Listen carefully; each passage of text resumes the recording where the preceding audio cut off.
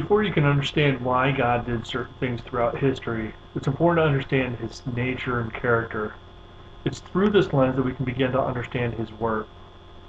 First, let's take a look at what the Apostle John, one of the closest people to Jesus while he walked the earth, said about God's nature and character. Whoever does not love does not know God, because God is love.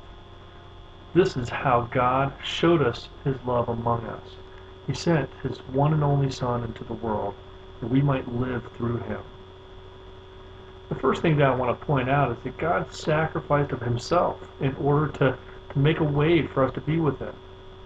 It's clear through this passage and several others that God desires and actively pursues a relationship with his creation. God is personal and relational in nature. This passage also points out that God is love. 1 Corinthians 13 helps us to understand exactly what love is, and this passage can help us to get a better idea about God's nature as well. Love is patient. Love is kind and is not jealous.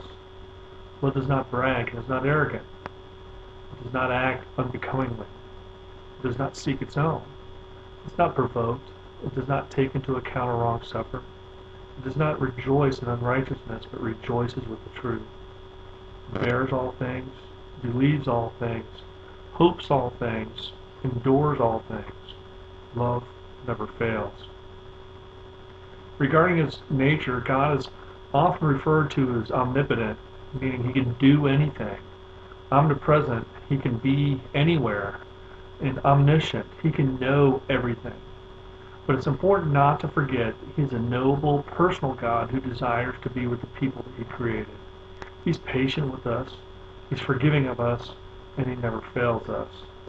To know God is to know love, a selfless kind of love that touches deep inside and heals all of our broken parts and lifts us up to where we belong. That is the God that I know.